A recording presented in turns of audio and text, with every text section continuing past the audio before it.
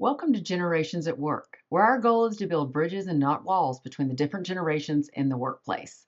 Today, we're going to explore a topic that affects every generation, and that is accountability in the workplace.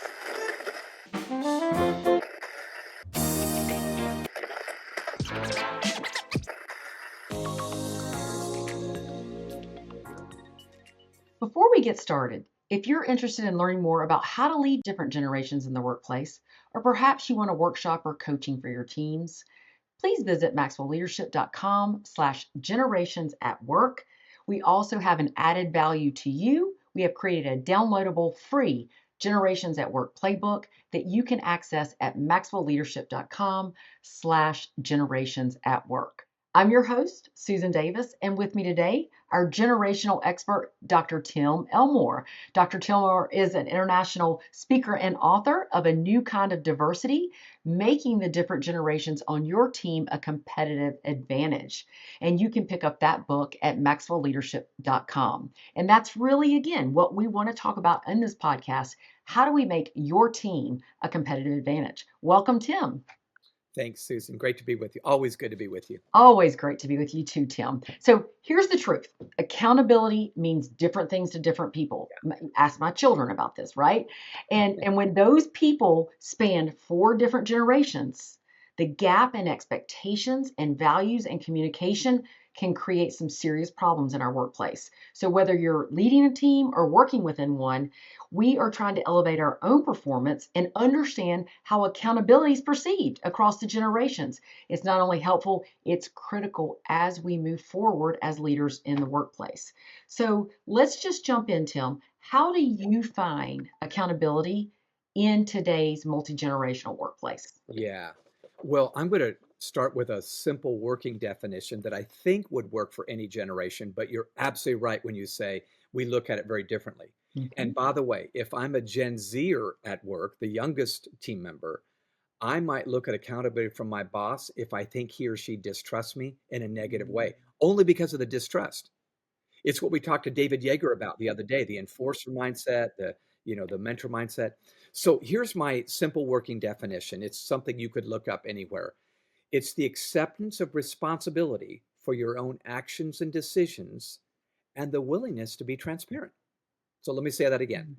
It's the acceptance of responsibility for your own action and decisions and the willingness to be transparent about them. And by the way, isn't this something we wish for when we elect leaders in Washington, D.C.? In fact, I'll give you a couple of quick examples that will be good fodder for conversation. Couple of presidents, actually every president made mistakes, but a couple of presidents that made a pretty significant mistake handled it very differently. One was accountable, one wasn't. So way back in 1961, John F. Kennedy was president of the United States, and he endured what we now call the Bay of Pigs fiasco. It was a failed attempt to attack an enemy, and he went through it, and it was awful, and we looked like knuckleheads. But afterwards, JFK's popularity went up. In fact, he was even quoted as saying, it's funny, the more mistakes I make, the more they like me. Well, it wasn't the mistakes we liked. It was because right afterwards, he got on the airwaves and said, I take full responsibility. This was my bad. No, but not my officers, not my soldiers, blah, blah, blah. This was my bad. I'm going to own this. We're not going to let it happen again. Well, people loved that. They didn't love the mistake. They loved a leader that was accountable. Fast forward. Without attempting to throw anyone under the bus, I think most of us who are over 40 years old remember 1998 and our president, President Clinton, went through the Monica Lewinsky fiasco. Do you remember this? I do. This White House intern, and what was he doing? It was inappropriate. And remember, he got on the airways and at least initially said, I did nothing wrong. I did not have sex with that woman, blah, blah, blah, blah, blah. Later turns out he did. When he finally made this 5-minute speech where he had to recognize and acknowledge what he had done. And by the way, that was the shortest speech he'd ever given, 5 minutes. Who wants to belabor? Any politician, yeah. But it's interesting. I had several people, Susan, contact me after this speech and said, something seemed to be missing. I emailed back and I said, I'll tell you what it is. I looked at the words. an apology. He Mhm. talked about, we should move on. This isn't such a big deal, blah, blah, just all kind the things that leaders tend to say. Mhm. And by the way, there's so many great qualities about Bill Clinton, but in that moment, what we really needed to hear was, I am so sorry, America. I have Accountable. wronged my wife. I have wronged my daughter. I have wronged you, and I'm going to own this. That was not presidential, blah, blah, blah. His popularity would have gone up. And it wasn't Mhm. because we loved the mistake. It's because we loved an accountable leader. So I'm going to stop there, but Yeah. I'm telling you, it's a must, and we've got to have it all the way around our workplace. Yeah. And I think that accountability leads to authenticity. And we Yes. know Yeah. that authenticity is one of the key factors with really successful leaders. So Yeah. when we're authentic and accountable, we become relatable, which It's drives our true. influence up. Yeah. Okay. So where do you think there are accountability clashes maybe between different generations? And what drives that disconnect? What drives that wall instead of us building the bridge? Yeah. Well, one of them I kind of alluded to just a minute ago. The youngest team members in their 20s can easily interpret a healthy gesture of accountability from their boss as micromanaging. You Mm, don't trust me. What's wrong? That sort of thing. And they might even feel, pardon me, they might even feel triggered because this was an attack on you. Whereas we're going, no, this is what we all do. We all hold each other accountable here. So I want to go back to something David Yeager said in an earlier podcast, who has done primary phenomenal. research on this. We can approach our people, these are my words, not his, as a manager or as a mentor. And I'm lobbying for a mentor, and so is Susan here. Mhm. So if you're just a manager, first of all, it could be perceived as you're just trying to make sure I don't make any mistakes. You don't really care, and any gesture of accountability seems like an attack on me. By the way, I've not ever met one person that says, "Would you just manage me? Would you manage me today?" They don't say that. They Sign me say, up. "Would Mhm. you mentor me?" Yeah. So the right mindset really is a mentor mindset where we say, I've given you this job because I have high expectations. I know you can do this. And because I know, I'll be checking in just to watch your progress. Now, see, Mm, that's accountability, but you profiled it in a very positive way. Now, if they yeah. make a mistake, you want to know right away so you can amend it or correct it. Yeah. But we've got to make sure we're using language of belief. You know what I believe, Susan? I'm going to just say this. One of our Just say, habitudes is called surgeons or vampires. We approach a younger generation either as a surgeon or a vampire. Surgeons are going to do a surgery and draw blood, but it's to take out a tumor. Vampires take out blood and it is reckless and careless, and the person's dead when they're done. I know this is very, very weird here, but I think what we need to do is make sure that we're very surgical, and we make sure that we're profiling it out of belief, not relief. So I think we often confront people or hold them accountable mhm, with one of two postures. We're either doing it out of relief to relieve our own tension, our own frustration with them, our own disbelief that they're getting it done. That's relief. Or we do it out of belief. I'm approaching them fully believing they're going to come through in the end, even though they might stumble a little bit on the way. But those two postures are very, very different. and I think they are different, but I think that comes from, are we a culture of blame or are we a culture of curiosity and empowerment? And especially, where we have people pointing fingers at each other. And what we do know is that micromanagement yields those resistant behaviors. So if you're a leader that is blaming and shaming, then of course they're going to feel that. But if you're a leader that's just having that culture of ownership, that's empowerment. Yeah, it really is. And I think that's the approach we got to go for. Now, Yeah. I do find a paradox in younger team members. I'm assuming that maybe some of our listeners are perhaps over 40. Please forgive me if you're not. Um, Here's the paradox. Generation Z enters their career wanting lots of feedback and check-ins and even affirmation, if I may say Mhm. so. But eventually they cross a line and they don't want that. It feels like micromanagement. So just know early on, micromanage, but do it out of belief. But later, read the tea leaves, read the signals they're Mm. giving you. They'll want you to trust them. And when you check in, it actually feels like distrust. So Gen Zers have told me in focus groups this thing on the idea of accountability and feedback. They would say, I guess I'm okay with my boss holds me accountable, but you can't have it both ways. If Yeah. you hold me accountable, you need to be an accountable leader.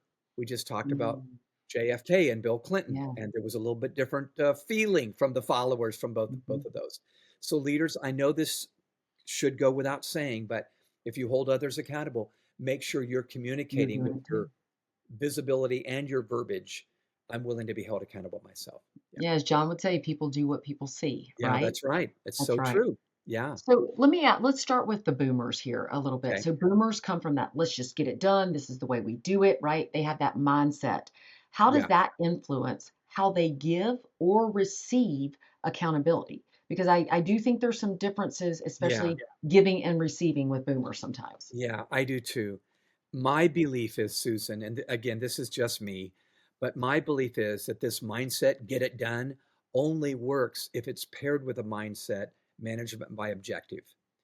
When Hmm. I say that, I mean, I want Austin or Jessica, my Gen Zer on the team, to get the job done. But I should also say, and because I believe you're going to get it done, I'm going to manage by objective, meaning here's the goal. And I'm not going to micromanage and say, do the 6 steps that I tell you. I need to learn to say, and I'm willing to let you get to that goal in the way that you see best. Now, this probably requires they've had a little experience with you, not this is Hmm. day one.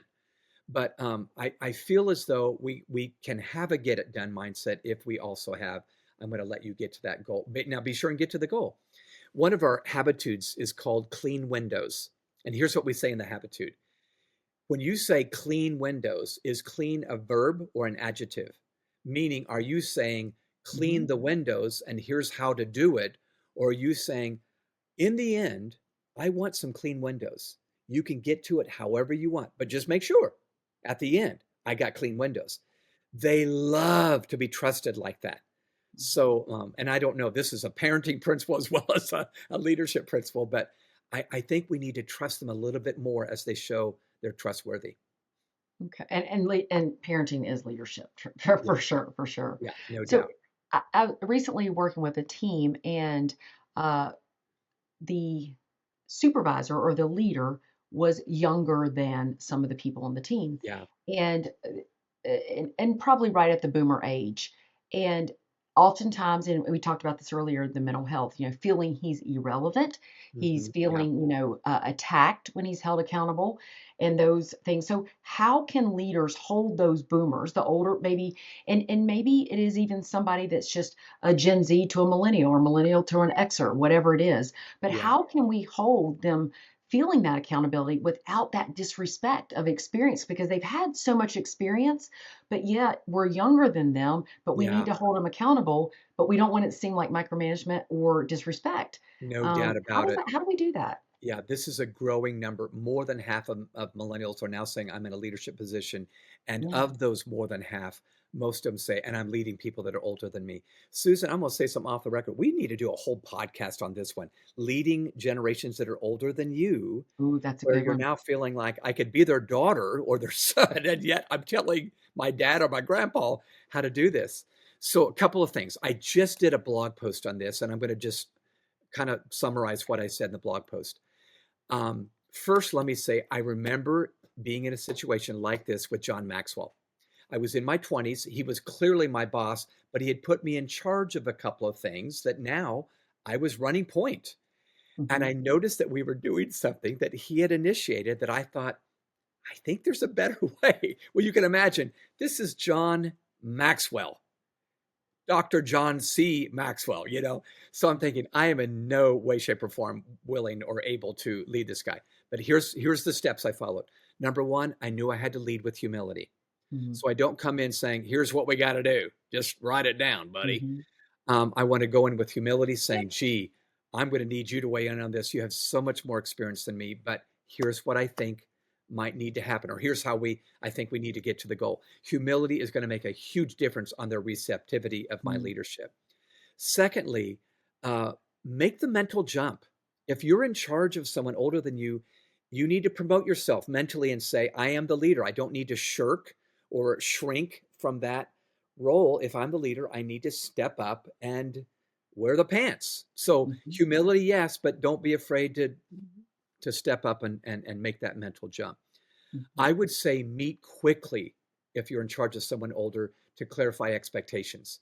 If you go into a meeting and they feel like, who are you, buckwheat, or to lead me right now, I think it would have been helped had you met with them one on Mhm. one, and say, could we talk over this? And by the way, I love how Bob Iger took over Disney. When he first took over Disney almost 20 years ago, he met with his underlings and said, you have more experience than I do in this. Tell me what you think we ought to do. You're good Yeah. at animation. You're good at plush toys. You're good at theme Yeah. park tickets. And they leaned in to help him because he was so willing to say, Mhm. I want your help. So clarify expectations and be willing to say, I need you and expect you to do this, and I'll do that. Mhm. I've said this already, but another one is manage by objective when you can. In other words, say, here's the goal. I'll let you, older team member, get to it however you want to. I'm not going to micromanage you.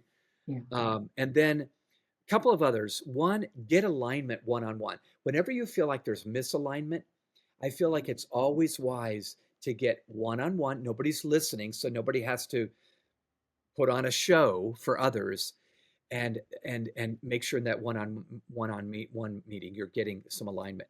And then the last advice I would give if you're leading people older than you is really work on your EQ. Mm. Um, if you're leading people older than you can't adjust your IQ too much. Sorry, but you Mhm. can adjust your EQ, your emotional intelligence, your self-awareness, your social awareness. Be good with people. And I Mhm. think if you're going to be if you're good with people, you're going to do it. And by the way, it paid off. When I met with John, I treated to the breakfast. I started with humility. I did those steps. And I said, John, just think about it. It may be way off, but just think about it. And sure enough, we met again. He goes, I think we should do that. And I thought, hallelujah. Thank God for a secure leader who was older, but I had to step up and say, I think this idea might be the best. So I'll Well, stop. and part of that emotional intelligence is self-awareness, and it's being built by the reflection and the feedback. And Yeah. so he got the feedback, reflected on it, and Mhm. and then was able to meet you there. Yeah. Now, I'm Gen X, so Okay. we are very independent. We're very skeptical sometimes, and I think that can go a long way with giving and receiving feedback because Yeah. I feel like since I started in the world of the modern workplace over 25 years ago, there's been so many different leadership Yeah. models, Yeah. philosophies, all these things over 25 years. Yeah. How do you get someone like me, a Gen Xer, to buy in? Because remember, we're skeptical when Yeah. we've seen such changing philosophies Yeah. around leadership. What's the key to get the Gen X bought in? Well, I think to admit what you just said is the starting point. They've seen a lot come under the bridge, a lot of water Yeah. go under the bridge. So we need to stop sugarcoating or mincing words and going, "Oh, it's going to be great." You read that like, "Come on, buddy." So I would say, remember in one of our earlier podcasts, Susan, we talked about the mantra of Gen X, keep it real. Keep it real. You're right. You are pragmatic. You're very authentic and keep it real. So I would say make sure that you do keep it real and that you don't sugarcoat things. And by the way, one of the pieces of advice we gave on an earlier podcast is if you have good news and bad news, do the hard news before the easy news. Then Mhm. they know, okay, she's being honest with me or he's being honest along the way. They're being transparent. Gen X can be suspicious that the leader isn't being very transparent. Yeah. So you need to assure them, convince them that you're being transparent. But Yeah. Susan, I think you need to weigh in on this one. As an Well, Xer, talk about what you would want from a leader. I tell you, I'm a discerner, so I Yeah, discern a lot. I watch people's actions unless I don't listen to their words. I'm very much about watching. But for me, it's authenticity. It goes back to that word authenticity. yeah, When I see a leader working as hard as I am or yeah, wanting me to, and admitting they're wrong and listening and feedbacking and going shoulder to shoulder with me and yeah, yeah, exploring yeah, that authenticity, I am much willing. I talk a lot about how do we give feedback to people. Well, we've got to give positive feedback yeah, as well as negative feedback. In yeah. fact, I like the idea of building a feedback bank. It's one of the things I coach with my That's teams good. is we have to build a positive thing so that when we do have this accountability discussion and we do have this feedback discussion, it's more readily acceptable. Yeah, And I'm that's more good. willing to accept that from you if you're also giving me the positive stuff. Yeah, I So, agree. That's good. so Tim, I want to shift to the millennials. I was with a group on Monday, and it was a generational diversity course. We spent about 8 hours running through your book and some of this curriculum. But I started this session off, and I said, "Tell me what is your biggest trigger, or what is the thing that you see the most about a different generation in the workplace?" And I didn't say positive or negative. I wanted to see Yeah, what their response was. And I will say about 90% was negative. yeah. And this group was primarily millennial Z, but maybe 40% X, but then Okay. the rest were millennial and Z. And I heard over and over and over again, millennials need too much hand holding. Yeah, Millennials are soft. yeah, Millennials, they don't know, they don't like work. And we had a lot of millennials in the room, and there started to be a little bit of conflict. And I said, listen, this is just perceptions, right? What is this stereotype around millennials needing too much hand holding? What's yeah, the truth? And then how do we bridge that gap? Because there's a yeah. lot of walls being built. I see it all the time. No doubt. Well, I think too often, let me say the bad news about the older generation, then I'll say the good news. The bad news is we do hear one story of they needed held, they needed their hand held, and we lump them all in together. We can't do that. However, think about it. The millennials were the very first generation where perhaps the majority of parents, we said, let's give them trophies just for showing up. We told them they were awesome for putting the spoon in the dishwasher. It was hyperbole, gold stars on the refrigerator. And we thought, oh, this is going to help their self-esteem. Well, it had a reverse effect in many, many cases. And their boss isn't going to clap for them because they showed up at work on time every day. So we do have to make that adjustment.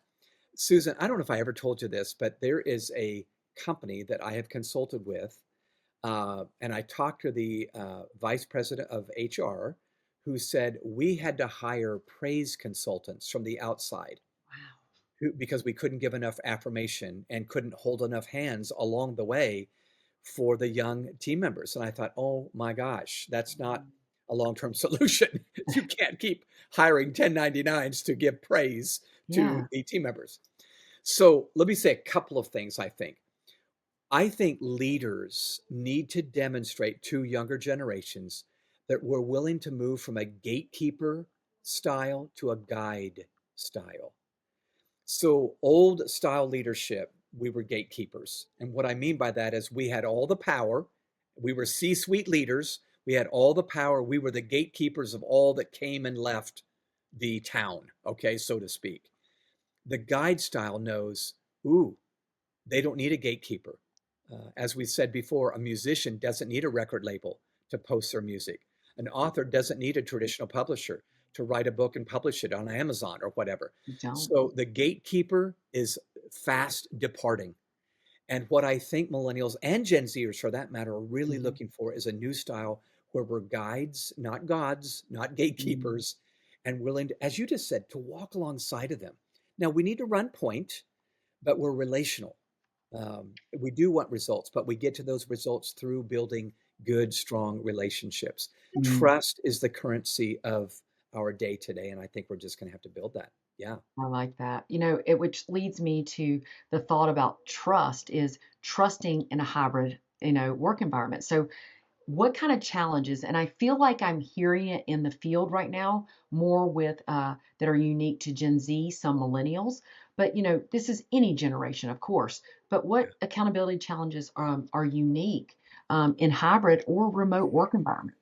yeah, I think it's a big topic right now. yeah, it is. Well, I think some of the challenges are we don't know how to communicate with each other very often, not all the time, because we have very different communication styles. We also can be misinterpreted, both sides, old and young.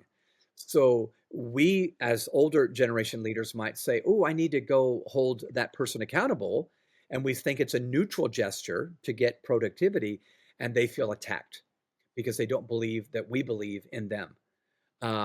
In fact, I've heard Gen Zers in my focus group say, When my boss says, you act like you don't really care about your job, I want to say, you act like you don't really care about me. Mm. Now, granted, this is not fellowship hall. We're not just hanging out and singing kumbaya, Goodbye. but I think that relationship thing is a misinterpretation. So those would Mm. be the big challenges, and I think we're going to have to shore them up with an attitude of belief in each other, and we're going to have to really test out our communication and make sure we find something that we can align upon in terms of a communication platform and style. Wonderful. Tim, so much good content. And I think you're right. We're going to have to do leading generations that are older than you in another podcast. We want to thank everybody for joining us today on Generations at Work. Again, where our goal is to build bridges and not walls between the different generations in the workplace. If you would like to download the free Generations at Work playbook, you can access that at maxwellleadership.com/generations at work. And you can also submit some information if you're interested in bringing generations at work into your organization to raise your leadership lid. Thank you so much.